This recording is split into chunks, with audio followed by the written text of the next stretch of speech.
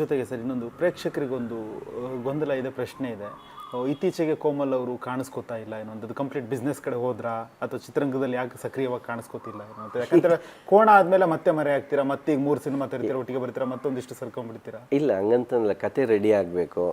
ಆಮೇಲೆ ಸುಮ್ಮನೆ ನನಗಿಷ್ಟ ಪಿಕ್ಚರ್ ಆ್ಯಕ್ಟ್ ಮಾಡೋಕ್ಕೆ ಏನ್ಬಿಟ್ಟು ಏನೇನೋ ಪಿಕ್ಚರ್ ಮಾಡೋದಕ್ಕಾಗೋದಿಲ್ಲ. ನಾನು ನನ್ನದೇ ಆದಂಥ ಒಂದು ರೀತಿಯಲ್ಲಿ ಪ್ರತಿ ಪಿಕ್ಚರ್ಗೂ ಒಂದು ಪ್ರಯತ್ನ ಪಡ್ತಾ ಇರ್ತೀನಿ. ಅದು ಒಂದು ಸಮ್ಟೈಮ್ಸ್ ಸಕ್ಸಸ್ ಆಗುತ್ತೆ, ಸಮ್ಟೈಮ್ಸ್ ಫೇಲ್ಯೂರ್ ಆಗುತ್ತೆ. ಸೊ ಆ ಪ್ರಯತ್ನ ಇರಬೇಕಾದ್ರೆ ಟೈಮ್ ಹಿಡಿಯುತ್ತೆ. ಸೊ ಹಂಗಾಗಿ ಒಂದೊಂದು ಪಿಕ್ಚರ್ಗೆ ಒಂದೊಂದು ಚೂರು ಗ್ಯಾಪ್ ಸಿಗುತ್ತೆ. ಇನ್ನೊಂದು ಆಸೆ ಇದೆ ನಮಗೆ, ಆ ದಿನಗಳ ಕೋಮಲ್ ಬರಬೇಕು ಮತ್ತೆ ತೆರೆಗೇನು ಅಂತ. ಯಾಕಂದರೆ ದರ್ಶನ್ ಅವ್ರ ಜೊತೆಗೆ ಆ ಹಾಸ್ಯ ಆಗಿರ್ಬೋದು, ಆ ರೀತಿಯ ಕೋಮಲನ್ನು ನಾವು ತೆರೆ ಮೇಲೆ ನೋಡಬೇಕು ಅನ್ನೋಂಥದ್ದು ತುಂಬ ಆಸೆ. ನಮ್ದಂತಾರೆ ಪ್ರೇಕ್ಷಕರ ಆಸೆನೂ ಕೂಡ ಅದೇ. ಇಲ್ಲ, ನಮಗೆ ಆ ಥರದ್ದು ಪಿಕ್ಚರ್ಸ್ ಬಂದಾಗ ಮಾಡೋದಕ್ಕೆ ರೆಡಿ ಆಗಿದ್ದೀನಿ. ಇವಾಗ ವಿಷ್ಣುವರ್ಧನ್ ಅವ್ರದ್ದು ಆಪ್ತರಕ್ಷಕ ಬಂದಾಗ ನಾನು ಮಾಡಿದೆ. ಆ ಥರದ್ದು ಯಾವ್ದಾದ್ರು ಪಾತ್ರ ಇದ್ದಾಗ ನಾನು ಮಾಡ್ತಾ ಇರ್ತೀನಿ. ಬರದೇ ಇದ್ದಾಗ ನನ್ನ ಪಾಡಿಗೆ ನನ್ನ ಸ್ಟೈಲಲ್ಲಿ ಮಾಡ್ತೀನಿ. ನನಗೆ ಏನಂತಂದರೆ ಟೋಟಲಾಗಿ ಯಾವ್ದು ನಮಗೆ ಕತೆಗೆ ಸೂಟ್ ಆಗುತ್ತೆ ಅದು ಮಾಡ್ಬೋದು, ನನಗೆ ಯಾವ್ದು ಸೂಟ್ ಆಗುತ್ತೆ ಅದು ಮಾಡೋದಕ್ಕಾಗಲ್ಲ. ಸೊ ಹಂಗಾಗಿ ಕತೆ ಏನು ಕೇಳುತ್ತೆ ಅದನ್ನು ಮಾಡ್ತಾಯಿದ್ದೀನಿ. ಈಗ ನಿಖಿಲ್ ಕುಮಾರಸ್ವಾಮಿ ಅವ್ರ ಜೊತೆ ಒಂದು ಪಿಕ್ಚರ್ ಮಾಡಿದೆ, ತುಂಬ ಚೆನ್ನಾಗಿ ಬಂದಿತ್ತು. ಅದು ನಿಂತೇ ಹೋಯ್ತು ಅದು. ಸೊ ಈಗ ತಮಿಳಲ್ಲಿ ಒಂದು ವಿಲನ್ ಆಗಿ ಮಾಡಿದೆ, ನನಗೆ ಒಳ್ಳೆಯ ಹೆಸರು ಬಂತು. ಸೊ ಅದು ಅವ್ರು ಕರೀತಾ ಇರ್ತಾರೆ, ಬರೀ ಅದೇ ಥರ ರೋಲ್ ಕರೆದಾಗಲೂ ನಾನು ಹೋಗಲ್ಲ. ಅಲ್ಲೂ ಒಂದೊಂದು ಥರ ಬೇರೆ ಬೇರೆ ಥರದ್ದು ಟ್ರೈ ಮಾಡ್ತಾಯಿದ್ದೀನಿ. ಈಗ ಯಾವುದೋ ಒಂದು ವೆಬ್ ಸೀರೀಸ್ಗೆ ಹಿಂದಿಗೆ ಹೇಳಿದ್ದಾರೆ, ಅದು ಆದಮೇಲೆ ಗೊತ್ತಾಗಬೇಕು. ನಮಗೂ ಹಿಂದಿ ಅಷ್ಟೊಂದು ಬರಲ್ಲ, ಬಟ್ ಪ್ರಯತ್ನ ಪಟ್ಟು ಒಂದು ಟ್ರೈ ಮಾಡೋದು. ಪ್ಯಾನ್ ಇಂಡಿಯಾ ಸಿನಿಮಾ ಮಾಡಿದೆ ಅವಾಗ ಕೋಮಲ್ ಅವರು. ನಾವು ಮಾಡೋದು ಎಲ್ಲ ಪಿಕ್ಚರೂ ಪ್ಯಾನ್ ಇಂಡಿಯಾ ಆಗಲಿ ಅಂತ. ಆದಾಗ ನಾವು ಪ್ಯಾನ್ ಇಂಡಿಯಾ ಅಂತ ಹೇಳಬೇಕು. ಅದು ನಾವೇ ಭಯಬಿಟ್ಟು ಪ್ಯಾನ್ ಇಂಡಿಯಾ ಅಂತ ಹೇಳ್ಬಾರ್ದು. ಅದು ಪ್ರಯತ್ನ ಪಡಬೇಕು, ಅದಾದರೆ ಪ್ಯಾನ್ ಇಂಡಿಯಾ ಪಿಕ್ಚರ್.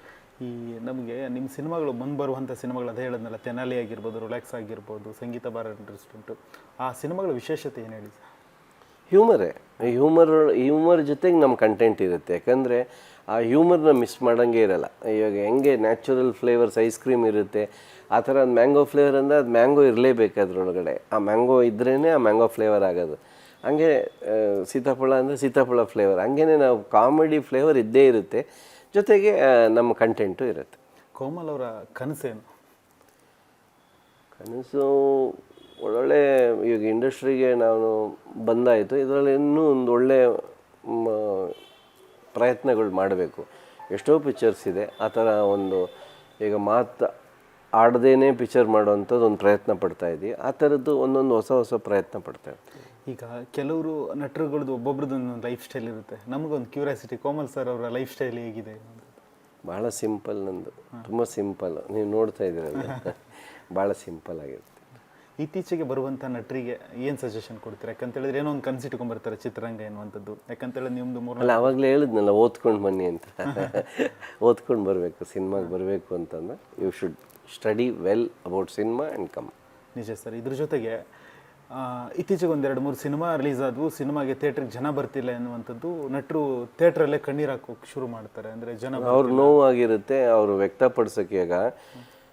ಈಗ ಅಪ್ಪ ಅಮ್ಮನ ಹತ್ರ ನೋವು ವ್ಯಕ್ತಪಡಿಸ್ದೆ, ಪಕ್ಕದ ಮನೆಯವ್ರ ಹತ್ರ ನೋವು ವ್ಯಕ್ತಪಡಿಸೋಕ್ಕಾಗಲ್ಲ. ಹಂಗೆ ಆಡಿಯನ್ಸ್ ಅಪ್ಪ ಅಮ್ಮ ಅಂತ ತಿಳ್ಕೊಂಡಿರ್ತಾರೆ, ಅವ್ರ ಹತ್ರ ನೋವು ತೋಡ್ಕೊಂಡಿರ್ತಾರೆ. ಅದರಲ್ಲಿ ಜಾಸ್ತಿ ವಿಶ್ಲೇಷಣೆ ಮಾಡೋವಂಥದ್ದು ಏನಿಲ್ಲ. ಅವ್ರ ನೋವನ್ನ ಆಡಿಯನ್ಸ್ ಹತ್ರ ಹೇಳ್ಕೊಂಡಿರ್ತಾರೆ.